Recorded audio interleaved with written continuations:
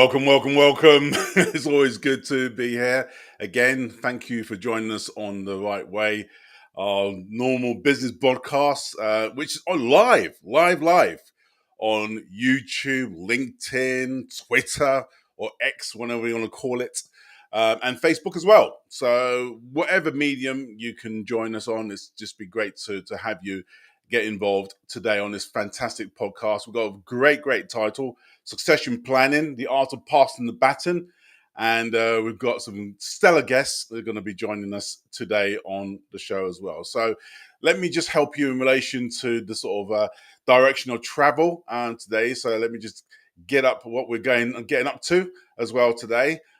Just to let you know that we're going to have a sort of few introductions. I'll obviously introduce our guests to you today, and then we'll dive straight into the discussions. And then at the same time, we'll hopefully have some Q&A as well. And on that aspect as well, I mean, we're really, we're not fixed to it. I mean, in the sense of it'd be nice to have Q&A at the end if you've got any questions. But also if you've got some burning questions during some of the things that may tweak your interest, please use the chat facility on the LinkedIn or YouTube or whatever it is. And by wonders of technology, it comes immediately to us, and we'll be able to pick those out and hopefully get to share your questions and probably have the answers as well. So if you feel really led to do that, fine. If not, just sit back, enjoy your luncheon, and enjoy the show with us as well. So for those very few people who don't know me, I'm Wayne Wright, of course. I look after W Square Solutions. We help companies to grow. That's a little bit about us. We do a lot of work in the UK. We help people to really make an impact in their businesses, and a lot of them do really well on part of our process going forward as well.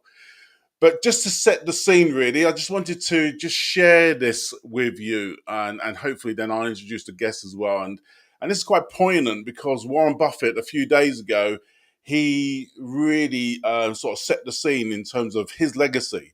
As you all know, Charlie Munger, his side business partner for donkey's years and helping him to set up, the Hathaway organization. He passed away, and I think that's given a little bit of reflection to Warren, and he's now bequeathed, or should I say, he's passed on his assets in terms of all the assets of the organization, his personal assets, over to his children to administer. And many of you may be familiar that, what he's always wanted. He said that 99% of all my wealth is going to go to charitable causes. And so hopefully that, you'll get a sense of that legacy piece that we're going to be talking about today. Super important. How do you pass that baton on to the next generation to make a difference in the lives of others? And that's the bottom line as business leaders. It's great to have the wealth of elements of running a business, and sometimes the scars of not having the wealth as well. But the bottom line is that what we're looking to do as businesses, we're looking to make a difference. We want to solve real world issues and problems in people's lives. And I think for us, this topic is really relevant in terms of us as business leaders, in terms of how we think about what we're trying to leave for the next generations going forward. So without much ado, let me just introduce a few guests to the table today. And first of all, let's do ladies first. Why not? Come on, let's do ladies first. And before let me just take the time to really just hopefully get you into the frame. Let me get you into the frame. I'll tell you what. Let me just highlight you that way. That's easier. Great. It's great to have Anita and Amalia with us today. It's a pleasure to have you. Let me just introduce them both. I've got a little synopsis on both of you. So first of you, yours, Anita, really. Anita has been one of those highly visible, intrepid entrepreneurs in Kent. With a leadership marketing background in the city, she's gone on over the last 20 years to become a personal advisor to those leaders of family-owned businesses, helping them to have the confidence and tools to take their family business to the next level. And she ran Family Place, passing on the baton to Amalia, becoming chairwoman, and she's come back for more dose of trouble, as recently set up a new business with Amalia, Irene and Jenny, a luxury personal jewelry business, and in her spare time has relocated to Devon this week. And, Yeah. and Amalia, oh, she has a strong marketing background as well, becoming marketing director and then managing director of the Family Business Place, the premier business portal serving family businesses in the UK. But she decided to move to Devon a few years ago to continue providing a better family environment for her young children, and has gone on since to create the luxury jewelry brand Irene and Jenny with her mum Anita as well. So welcome, Amalia, today. Thank you, Wayne. Thank you, Wayne. All right. So no introduction. Let me just introduce Gavin to the table as well. And let me see if we can get him on the screen as well. Bless. There we go. And so it's good to have you, Gavin. So let me just introduce you to the table. So Gavin is the managing director of Howarth, a second generation family run business providing best of breed outsourced HR and legal services to ambitious and fast growing businesses. And he took over the business from his dad during what must have been an incredible difficult time. And we may hear a little bit about that. But since grown the business significantly and has all the wounds, scars, but also the joys of the process. And he's an avid football fan of a team I'm told by my children not to mention, and he even has his own business podcast to boot too. So welcome, Gavin. It's great to have you on the show as well. Thank you, Wayne. Thank you very much. I'm sure I'll get a chance to slip in the football team at some point. No. No, absolutely. 100%. All right. Well, again, thank you, folks, for coming on the show. And as you can appreciate, we've got real topical elements as well. Both of you, all of you, in fact, have been involved in the process in different guises and different ways. But let me just ask a question first of all. Let me just pose that first question, and probably you can pick it up, Anita, in that respect, in terms of why do business leaders struggle with succession planning, even though they know it's important? I think the most important thing is that they don't know where to start having the conversation. They know that as sure as death and taxes, we can be sure of. And with succession, it is one of those topics which is, on the one hand, can be a joy and it can be a revelation, that can be inspirational. But particularly from the person that set the business up, it's letting go of their baby. Will my next generation be good enough? What will I do if I let go of the business? And, we say, don't we, that there are only 5 reasons anyone would want to join the family business. The first is because your name is above the door. The second is because you have a passion for it. The third is that you know that your parents have quite a lifestyle which the family wealth has afforded them. And then the fourth is because you know that if you carry it on, you will have that lifestyle. And if you don't, you're going to lose it. And the fifth is because you can't get a job anywhere else. So they're basically the 5 principles. And that's a tricky one. No, absolutely, and it's true. When we start our businesses, to be fair, we become a little bit unemployable. I mean, it's really hard to take the step back and try and work for somebody else, let alone somebody else who's in the family as well. So doing that is quite important and a bit emotive as well. So right, just go to the people who have taken over the baton. It'd be interesting to understand, why did you want to ever take over the family business? And let's go to Gareth first and then to Amalia afterwards. Oh, that is a good question. To me, it just felt so natural to do that. It was never really a question. We're a very close family with my mum, dad, and my younger brother. There's 4 of us, and we're very close. And when my parents set up the business, at first, practically speaking, it was out of the front room of our family home, the living room, with just mum, dad, a computer and a phone. I went off to university. And at that point, clearly, it's hopefully, maybe, but as people know who are listening and on this podcast today, at that stage in business, you're just surviving, you're just starting, you've no idea whether it's going to last 6 months, 12 months. So at that stage, who knew? But as it went on, it just felt very natural to me that if we could make it happen, and if it was possible for me to join and grab the baton, if you like, and take the business forward, I just automatically wanted to give that a go. It was never really a question for me personally, and maybe that's because of how close we are, and for some of the reasons that perhaps Anita mentioned. No, sure, and it's quite interesting. I'll ask another question in a minute, because I don't know about you, but you would have thought, by seeing your dad and mum struggle in those early days, the ups and downs, and the difficulties, and actually, getting us from the normal sort of pay check every month, that's going to religiously have your money coming in, to an up and down yo-yo type of setting up a business. You would have thought that put people off. But I found even my kids was thinking, well, I'm thinking about setting up my own business. It's quite funny, weird. They've been through all that pain with you, but yet they still want to go into it. It's weird how that sort of, Marley, you may want to speak to that. I think when you've grown up with entrepreneurial parents like Gavin and I have, you don't know anything else. So when I was at school, having a mum who ran her own business was very, very unusual. My friends' parents worked at the bank, or they were teachers, or they worked at the local Tesco. So I think when you have an entrepreneurial parent and you've, yes, seen their struggles, but also seen what great fun it is, how flexible it can be, the way you can engage your own children.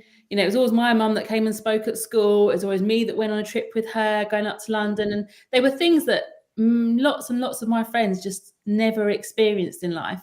So as much as the struggles are really hard and they're really real, I think when you're growing up, I don't know about everyone else, but for me, it just felt like anything is possible. The world is your oyster.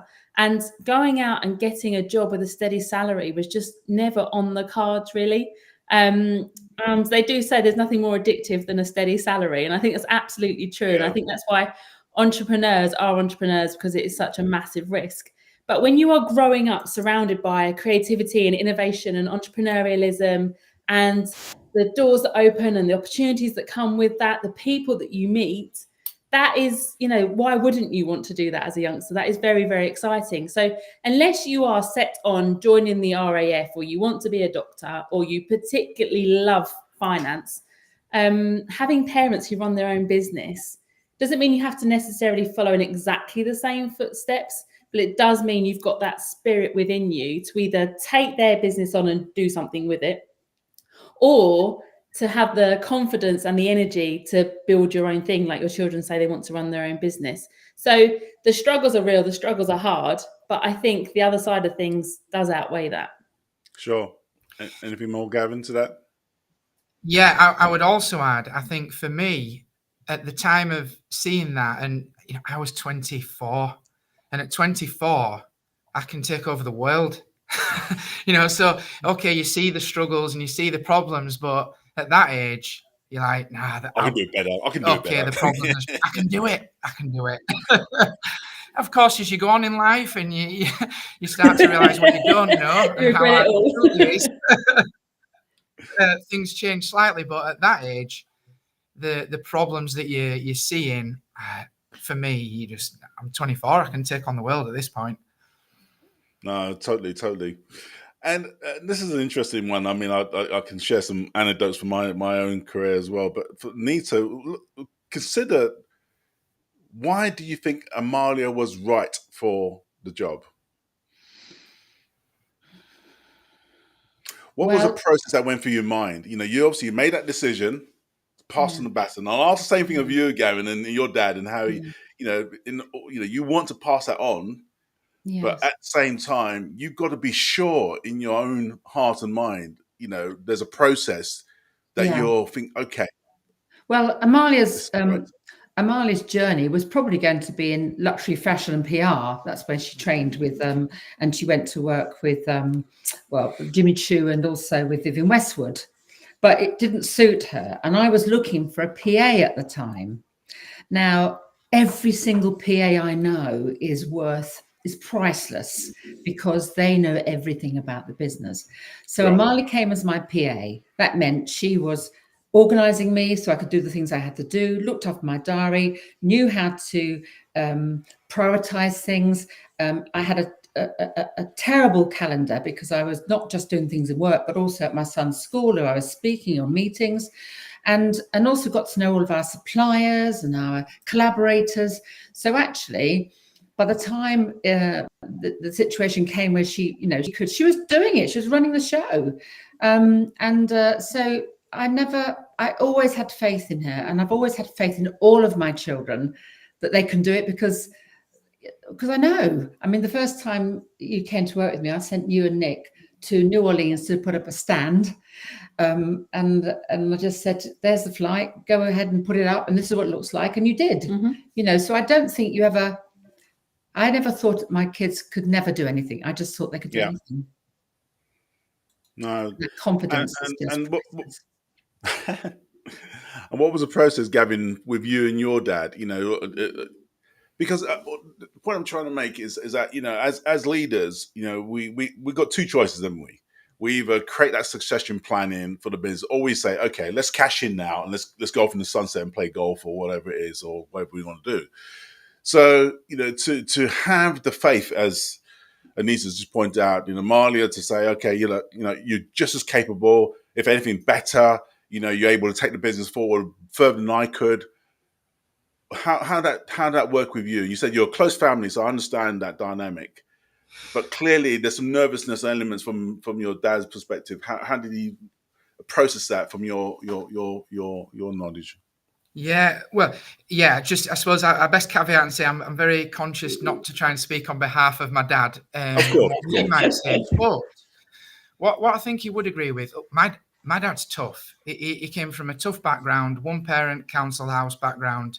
Did 30 years in the police and then set up the business when he was 50. And he's tough, so there was no premise upon which it would be easy for me and it would just be given. In fact, I bought the business. It wasn't given to me. I purchased the business. Yeah, that's good. And we purchased that out of future profits, a sum up front and then future profits. So for my mum and dad, they have to be sure that they're going to get that money, because that's their pension as well, and additional pension and profits for their future. So they've got a lot of skin in the game, and they have to, whoever they're going to pass it on to, they have to have faith in that. Now, I think one of the reasons why Dad had faith in me, as well as being his son, I suppose, is I didn't just agree. I never just agreed, and I wasn't too deferential to Dad. I did agree with things, but I'd also challenge things. Because I think it was important for me to demonstrate that I've got the mettle to run the business, take it forward. And that's not just about me saying, yeah, Dad, I think you're right. Yeah, Dad, I think you're right. It's about me demonstrating that I'm a future leader for this business. So, and that's not easy to navigate, because clearly there's going to be conflict and friction between the two parties. But Dad's got a lot of skin in the game, and he also has to be sure that this person, or in this case, his son, has got the mettle to take the business forward and make it succeed.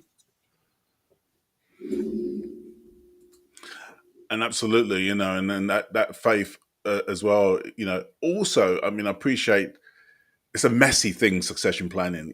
People think there's a sort of, a nice little process you go through, like the sort of apprentice type style, and that gets to where you want to get to.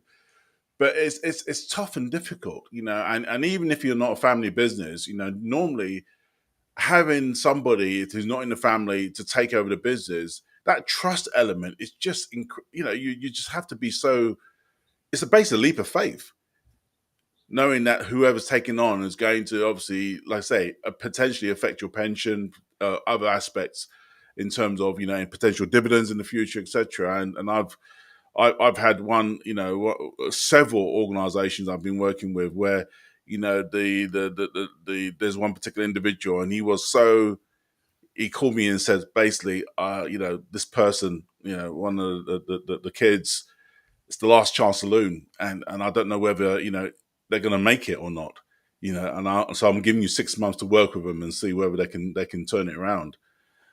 Fortunately, he was able to turn it around, But again, it's tough. You want to pass it on. You want to do the right thing as a parent, whatever it is. But sometimes, you got to sometimes make those hard choices and decisions. So I'm really pleased it's worked out for both of you guys as well. Tell me about the do's and don'ts. Do's and don'ts of succession planning. Or let me take a step back. Let me set the scene. Most people think they're going to live forever. So, it's only when either health comes into play or, or issues with, different things around the business, and you think, oh, okay, I'm done. I've lost my mojo. I just need to give it up now, whatever it is. And then we start thinking about, well, who could take over the business, or who could buy the business, who could do whatever it is, blah, blah, blah. And I think, what can you sort of speak to people, especially from your perspective, Nita, in terms of thinking about that succession planning piece and not leaving it too late?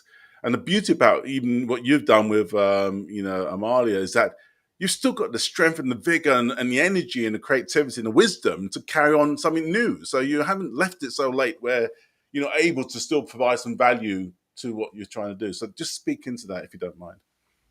Well, first of all, I'd like to say that every single family business is different, but the issues are the same. Yeah. It doesn't matter if you're 20 generations or 2 generations. But the success of a family business depends really on just 2 things. One is the ability to communicate. And when you have a business, it's easy not to communicate about family and succession because you've got the business to get on with. Yeah. And the second is what we would call governance, or I'd say a blueprint. It's what are the principles that guide this family? What are our family values? And that needs a conversation. And a lot of people can't do it on their own. They don't know where to start, and they don't like the idea of having an outsider in the family to help work with them because it seems a failure. It's not. It's like independent advice, especially experienced advice, is very, very important. And whilst we have the principles and our values, I always add these other elements. What do you want? What do you want in life? What do you want in the business? Yep. And of course, they are both really big issues and big challenges. And how can we align our values so that we're able to live them both? And in this modern age, I think, particularly when I work with a lot of men, and they might be from farming or they might be from constructions, what I tend to talk to them about first is my 7 pillars are kindness. When was the last time you were kind to each other or kind to yourself? Love. Love is the only thing that matters in the world. You can always get another business. You cannot get another family. Yeah. Joy. If it doesn't bring you joy, stop. Go and do something that brings you joy. You're responsible for your own life. Go and do something that brings you joy. The other is creativity. Think creatively. Allow your family to think creatively about problems and solutions, because that's the way to solve problems. If you always do what you've always done, you'll always get what you've always got. So the other I would say is courage. Have the courage. It's not a weakness to say, I don't know where to start, son, daughter, wife, brother. So have that courage to do that as well. So I think they're the things that I basically start with, to let them know that, we're all here for the same reason, is to help everyone have the best life they can have, which includes family life and business life. And one goes hand in hand with the other, but the boundaries are critical. And that's where a lot of family businesses cannot see it unless they're advised. They cannot stop talking about the business when they're home. What we always did, certainly at Family Business Place, as soon as we closed our studio door, I was mum. Yeah. And that's how it had to stay. I love that. So you're sending me down some rabbit holes here, but let me just keep tracking on. I'm going to pick up one of those rabbit holes in a minute.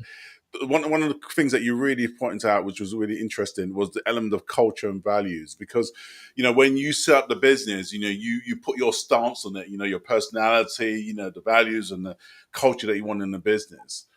And I'll come back to you, Marley, if you don't mind, on the same question. But from your perspective, Gavin, did you maintain that culture and values that your dad has set in the business going forward, or did you sort of mold it into taking into account whatever it is, the marketplace and customers, etc., etc.?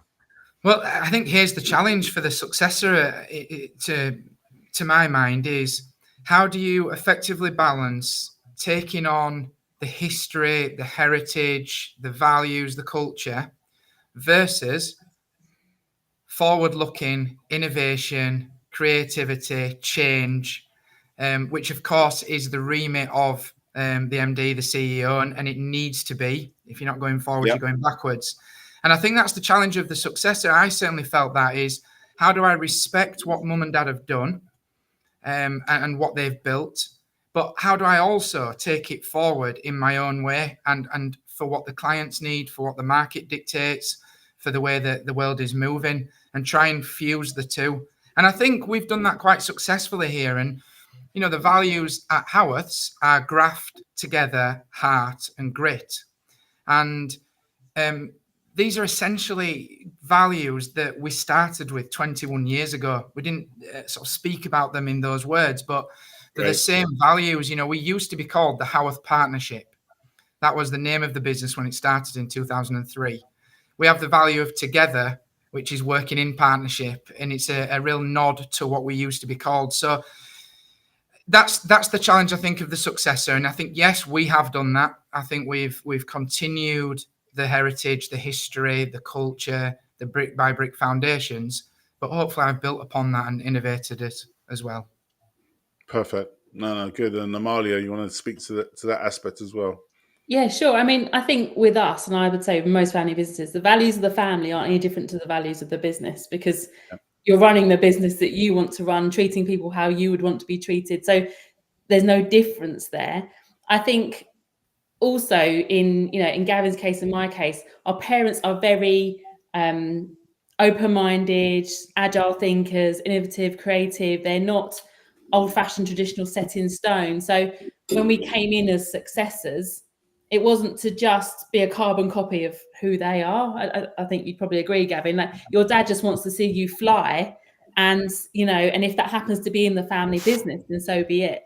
And I think that's really important. And like Anita said, really, our values are things like love and trust and integrity and honesty and kindness, and they're just who we are as people, and that manifests itself in our business as well. They're not just names plucked out of a strategy day and put on our website, or blown up and put in a poster on our wall.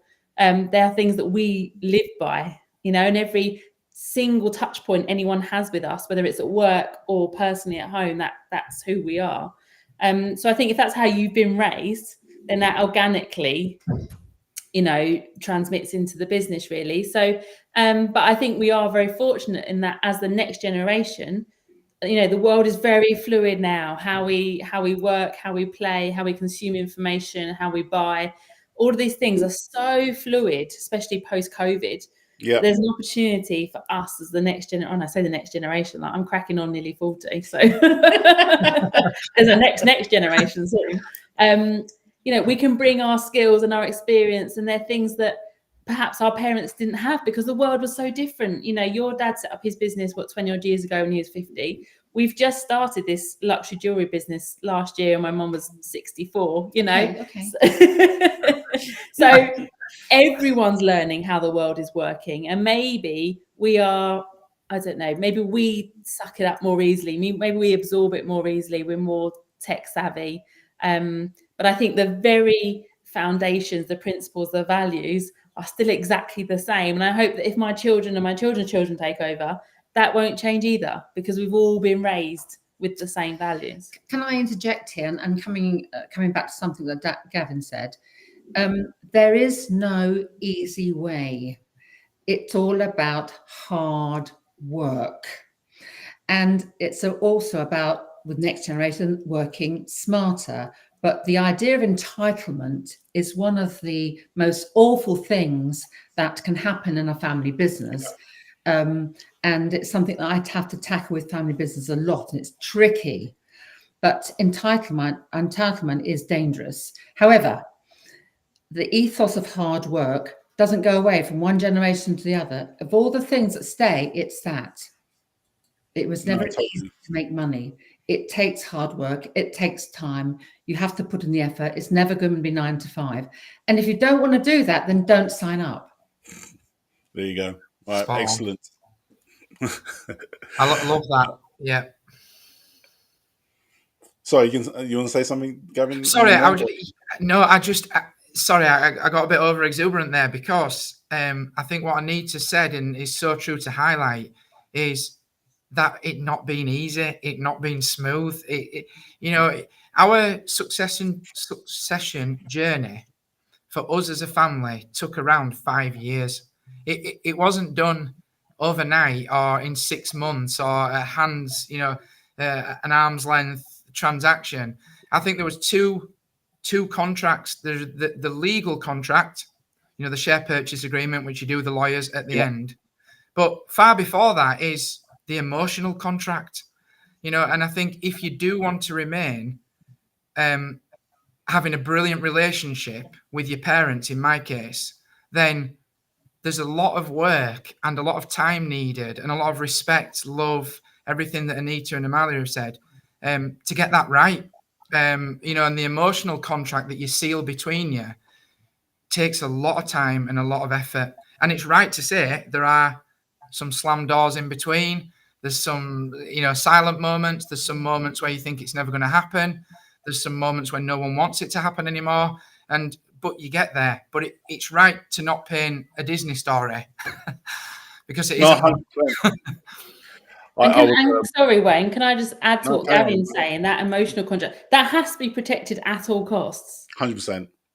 Because, what's the point of having this super duper successful business if you have a broken relationship with your parents? And it all comes down to one single thing, and that is communication. And that is said time and time and time and time again in business. But what does that mean in real terms? It means having the kahunas to have the difficult conversations that no one wants to start, no one wants to have, and no one wants to hear. And as the next generation, perhaps that can be our job and that can be our role to start those conversations. And if you have got someone on the outside who can help, and whether that's an independent advisor, or it might be your accountant, it might be your lawyer, they can be the intermediary there to make sure that everyone can have their voice heard, because communicating isn't just about talking, it's about listening as well. And I think it's really easy to assume that you're the one that's right and it's your way or the highway, but actually your parents have got so much experience. They've been through every which way and every hump along the way. So you have to respect that and learn from it. And if you don't want to hear that, then you're gonna fail at some point. And also, but as the next generation, we can be the ones to say, yeah, absolutely, but I think this is a good direction to take things in. I think this is the way we should do things. Yep. And it's important to remember why you're all there in the first place, because you want this business to be successful and you want it to provide a comfortable livelihood for your family and the generations to come. And I think if you can somehow always keep that big picture in mind when you're having the minutiae conversations, that will help steer the ship, and you won't get distracted by all these little things, all these little arguments, these little bits of resentment can build up, anger can build up, but you have to remember why you're here. Otherwise, go and get the job with the big fat salary and everyone's happy. Mum and dad can cash in, fine. But if you really want to make this work and build a family business for generations to come, you just have to remember why you're here.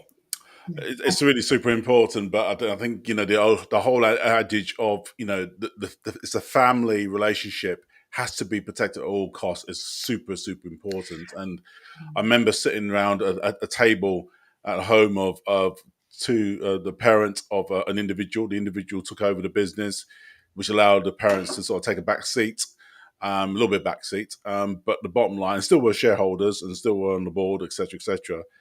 But ultimately, when it came to the agreement that they had made without having it formal about, we're going to do the business, if the business reached a particular level, they reneged on that. So there was a lot of resentment that was going between the individuals really taking the business to the next level and the parents. And so I was around the table and I was saying, look, guys, sell the business. I'd rather you keep your relationship, but sell the business. If it's going to really cause any more issues, then you got to just let it go, because ultimately, this is super important. You're going to have family for life. You can move on to another business anytime going forward as well. And thank God they were able to keep the business going.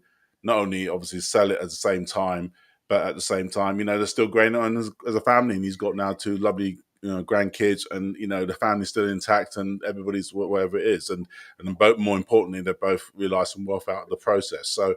So yeah, I do concur. That's always my approach to family businesses or organisations who are having relationship issues. Get the relationship sorted out. That is primarily to the business going forward as well. There is a process. So if you are like myself, if you are a trained, experienced expert in helping families with succession, there is a process which takes the time it takes. It takes the agreement of everyone wanting to be part of the process.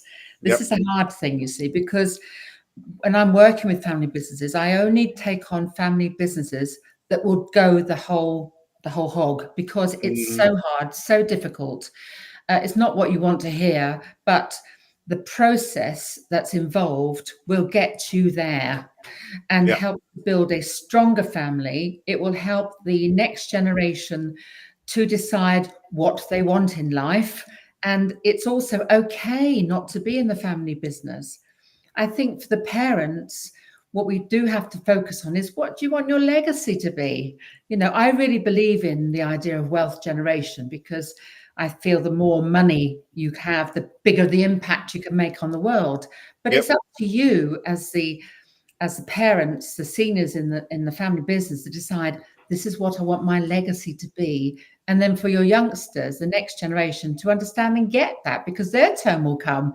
And someone will be asking them, so what do you want your legacy to be? I mean, Gavin, you're very young and you're doing this wonderful, you're second generation.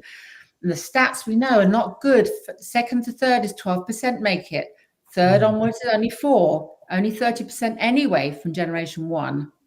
So we know it's built on stats, that there are lots of problems. And as Amalia had said, you have to be prepared to put the time in, put the budget aside, be prepared to learn. And what I always try and do is bring another family member that I've worked with. I think, you know what, we could do with having Helen here because she's been through this, or Simon should come here, or because they're going through that at the moment. This is how they got through it, or they didn't get through it. Because actually, we need to know what happens if you don't do it, but what happens if you can't resolve it. So it's very easy to say, get the communication right, but how?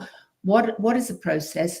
What are the best forums for and the most important thing of all, is you have to listen. That's the most important thing of all, is listening. Do you mind if I just jump in there? Sorry, we're getting going now, aren't we? We're getting going. On the communication point that both Amalia and Anita have made, which is absolutely right. If I just share a real down-to-earth example of how it happened here. So during a lot of our 5-year discussion about the succession of Howarths, me and my dad would have conversations in the boardroom at Howarths. And that'd be fine for us. We were used to doing that. We weren't sat at the end of the table, but, we were in a business environment, dressed as I am, Dad were the same, and we'd have business discussions, and we felt comfortable doing that. Now, my mum was also a major shareholder, and my mum felt very uncomfortable having that type of business discussion in a boardroom, which was totally understandable. So because, we're son and mum, and that's the number one of our relationship. So what actually happened a bit inadvertently is me and Dad would have that discussion in a boardroom type environment.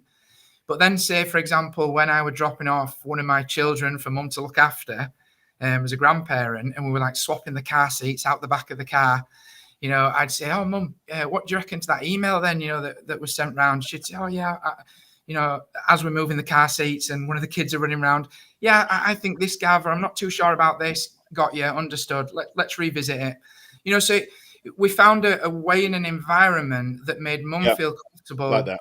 It kept the mother-son relationship intact we weren't sort of directly opposite each other in suits in a boardroom. Me and Dad could do that, but me and Mum found another way, and it worked. So that's just a real example of the communication and how, because everyone communicates differently as well and feels comfortable in different scenarios. Very good. All right. I know we can be going on a lot of stuff. There's still one couple of questions as well. I just want to give opportunity for everybody else. I see obviously Jay's online and just putting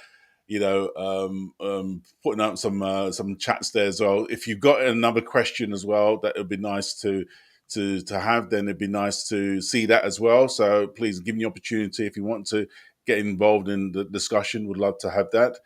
And this is an interesting one. So let me just fly that one in from Jay anyway. And he says this, do you recommend that a son-daughter have some experience of a career before taking over the firm? So that's quite a nice one, in fact. So well done. I appreciate that, Jay. So do you recommend that a son-daughter have some experience of a career before taking over first? So what about, let me go to Amalia first, and then obviously I'll come back to you, Gavin, as well. So go from there. So Amalia has never had a career outside of the family. However, when I went to university, my mum strong-armed me / forced me to make sure I did work experience every holiday. So by the time I graduated university in fashion PR, what was I ever going to do with fashion PR? I had done work experience for small businesses, big businesses. I'd worked for free. I'd been paid. I'd, eventually ended up doing work experience with Vivienne Westwood in London, and got to the point where I got offered a job from a few of those work experience. So basically, when you graduate, Malia, come back, see us, we want you. Sky. And Mum said, yeah, take it. What I did learn is what I didn't want to do. So I learned that I didn't want to work for a huge corporation where nobody really knew my name and people were clock watching. I learned that perhaps, as I've got older now and with kids, that I need flexibility. So I didn't want to have to be, chained to my desk for 12 hours a day, commuting up to London for 4 hours a day. So I would wholeheartedly advise you get work experience outside of the family business for no other reason than to find out what you actually don't like and what's important to you in life. Because when you're, in your early 20s, you don't really know, you haven't got a lot of life experience. But also, you can build your own skills, your own knowledge, so that you are bringing something valuable back to the family business. Yeah. Because apart from the fact that your name is above the door, you're not especially bringing anything to the business that another one of a non-family member employee is. So you need to have something that's of value to increase your credibility, increase your value to the family business. And the only way to get that is from outside experience. And it's a great chance to find another mentor, to find a great boss, to see how things are run in a different environment. Family businesses are very often accused of, and I hate this phrase, not being professional. And I don't have a clue what that means. Yeah. But going somewhere else might help you understand that's a process that works really well. I love the way they recruit. I love the way they nurture a culture. I love their sort of CSR approach. All of these things, and like Anita said before, you don't know what you don't know. So if you go straight into the family business, what are you actually offering beyond just being trained on the job and being groomed to take over? But if you can go elsewhere, you've got some real value and some real credibility. Not only gives your self-confidence and your parents' confidence, but also when you're working with non-family employees and non-family members, you need to be able to bring something to the table. So although I haven't actually had a job anywhere else, I did so much work experience and I got offered jobs from that. And I think that just helped me decide that this was the path I wanted to take. No, it's so important, and that outside of perspective, helps to shape what you want to do going forward. Gavin, what about you? Sorry, before we move on, it's quite interesting. There are some professions whereby the next generation go and work. Say, for example, the building industry. Most are family-run businesses. So actually, when the next generation comes up, they very often go and work in another construction business to teeth. Also in food and beverage, exactly the same. If you happen to be a cider maker, You'll Yeah. then be asked if you would like, but they all do it. So there are some particular professions where it's a given, and that really is helpful. No, true. Gavin. Yeah, I agree. I wouldn't say there's a hard and fast rule for every single situation. As Anita said earlier, every business is different. But generally speaking, I would say, from my vantage point, it would make sense to work, get some experience somewhere else before you join the family business. In my particular case, I had 2 years in a big corporate law firm before I joined Howarth. It was only 2 years, but it was enough to give me a vantage point, which was then useful for the family business. So I don't necessarily think it has to be 10 years of working elsewhere before, but every business will do it differently. But I think some experience outside the family business does make sense. Good. All right. I'm just going to just move forward. One question that came up a couple of questions back, which was quite interesting. I think you posed it, Anita, was this element of boundaries. So, you've got the succession planning, and in your case, Anita, you became chairwoman. Obviously, clearly, your dad's involved in the business. Gavin, I'm assuming, still a shareholder. I'm not quite sure. I presume is he on the board of directors as well? No, it's not actually, but he runs we have our own charity, the Health Foundation, which my dad runs. Yep, okay.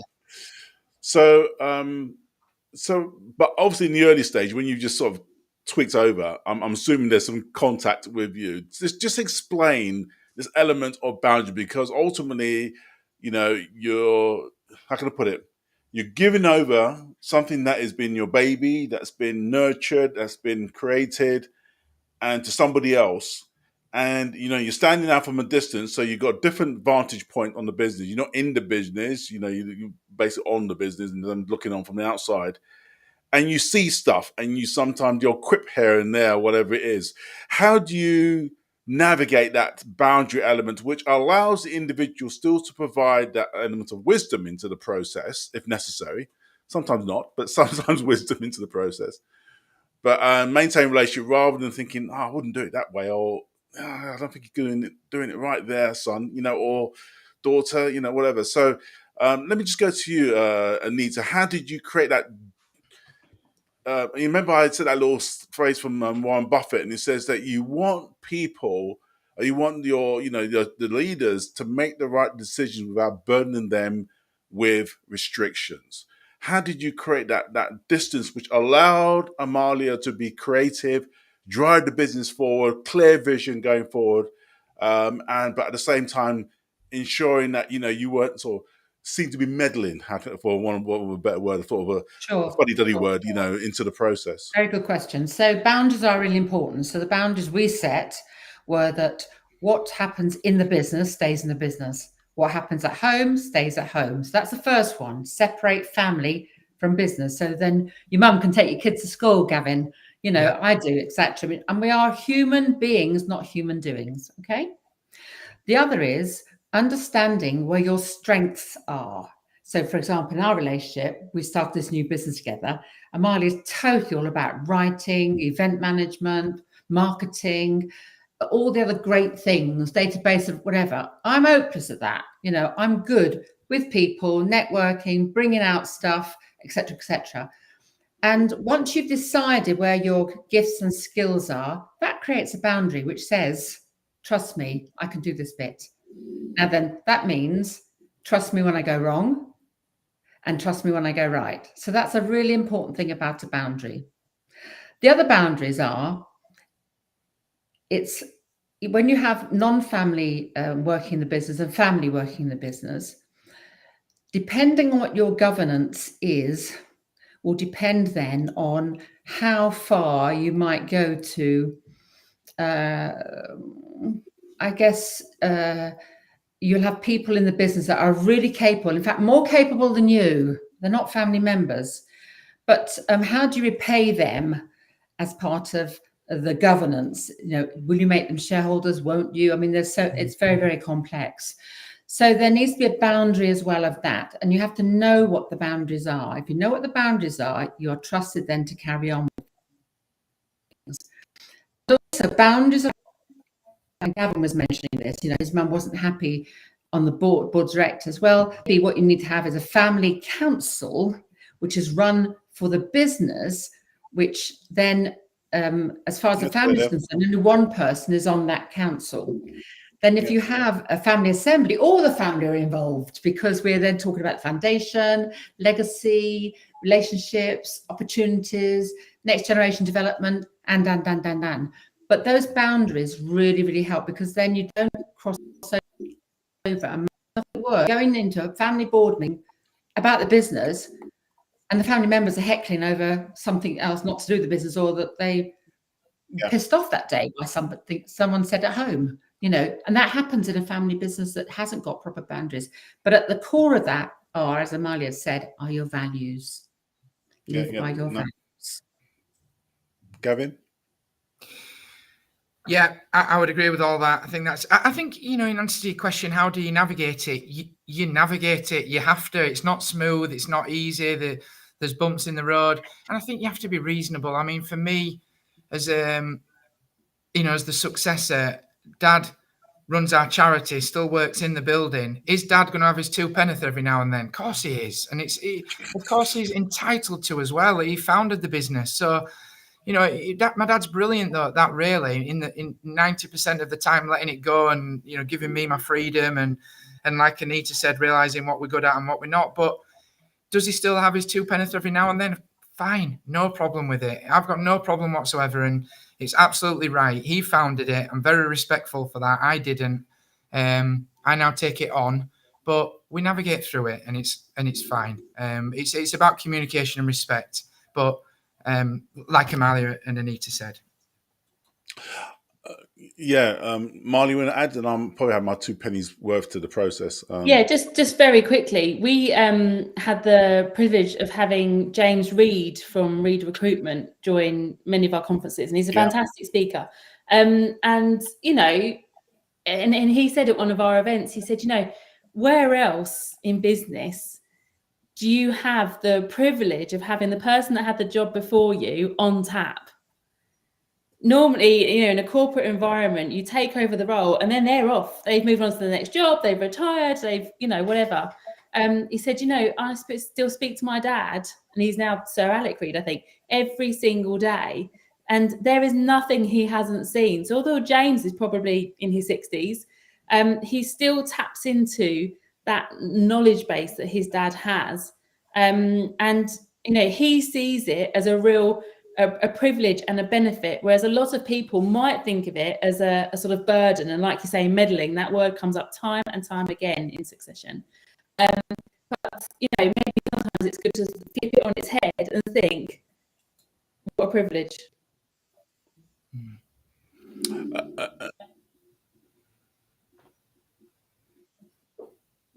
Breaking up a little bit, ladies.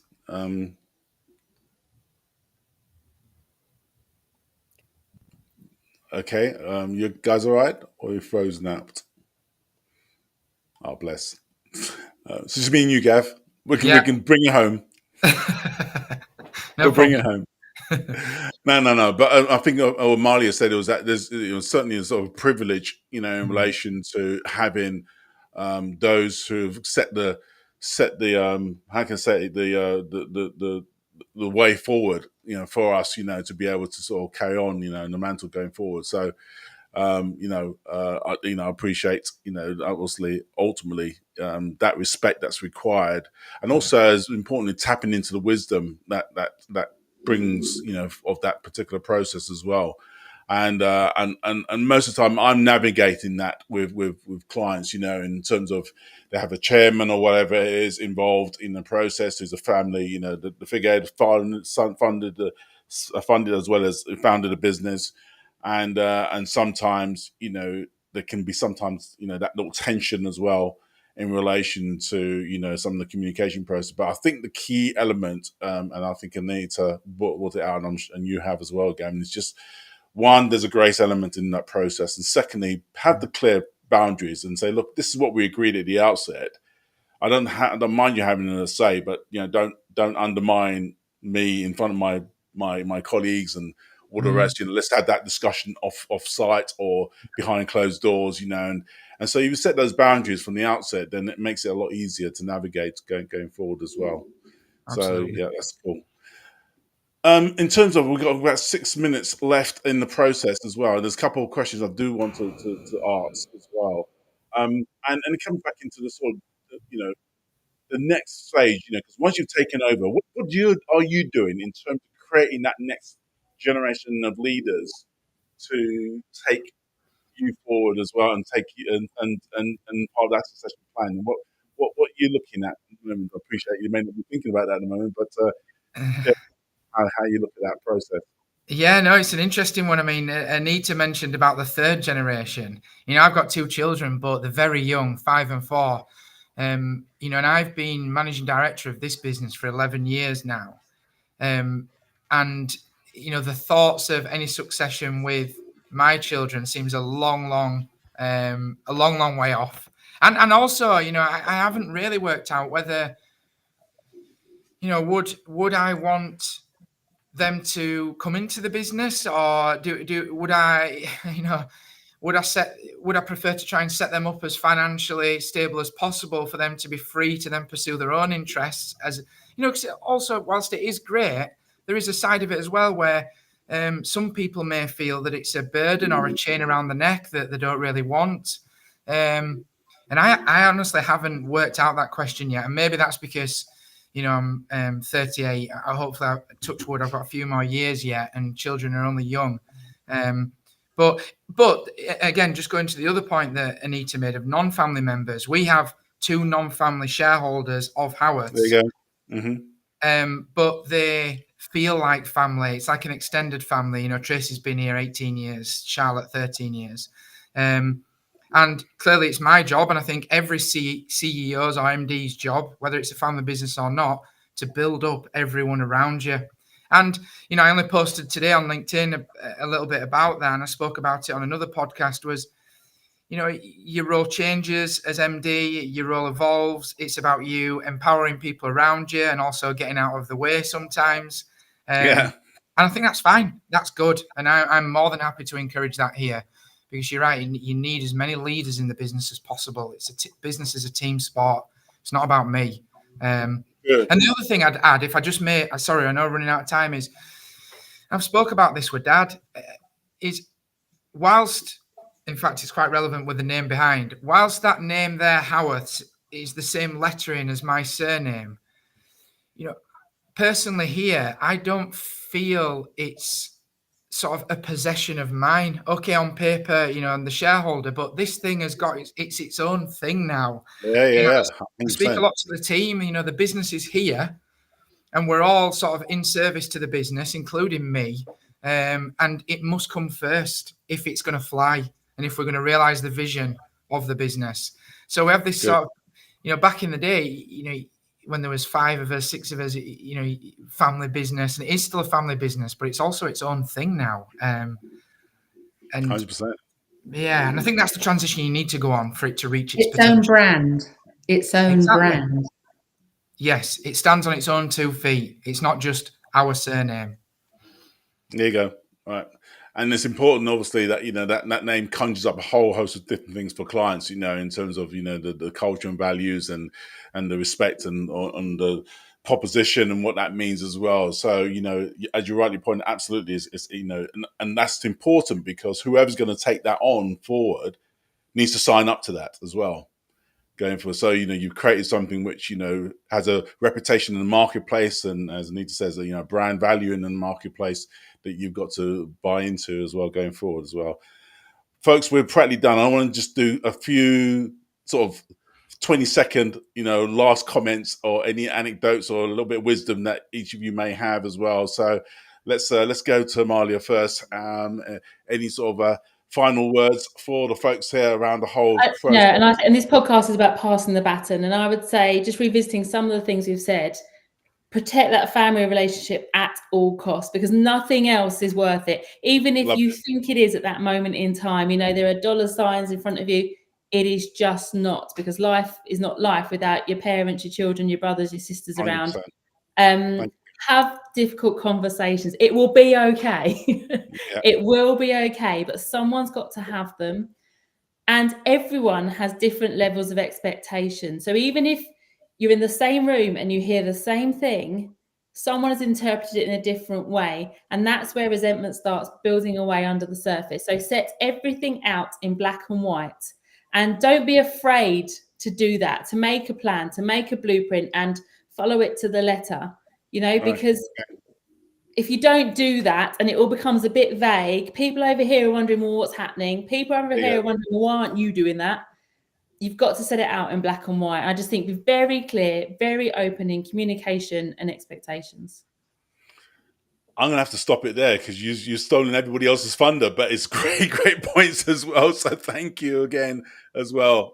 Let me just tie up and quickly ensure that we get everybody else involved in the process as well. I just want to leave you with that same headline again from Warren Buffett. Super important in terms of creating leaders for succession planning. You heard a little bit of what Amalia said, so I'm not going to go into that as well. But again, what she's saying is super important. The family is super important, and creating that framework for that, coming on to that going forward. We do have some support as well if you need it as well. Again, you can, and more importantly, you can talk to the folks here. They would love to chat to you. So contact them on LinkedIn as well. They all are available. Just put their names in and they will all pop up as well. So all I want to say, thank you, folks. I really do appreciate you guys being involved with us today. It's been great. Thank you again. Again, like I said, you'll be able to pick up this podcast on replay as well on all the social media platforms. But have a lovely afternoon. I'll leave you, Amalia, to get your lovely kids as well. That's what good mums do. Kids. Thank you, Gareth, as well. Thanks, Nita. It's been a joy. It's been a real joy, and lovely to see you guys. Yeah, bless you all, guys. Thank you again. Bye-bye. And best wishes. Bye-bye. Thank you. See you later.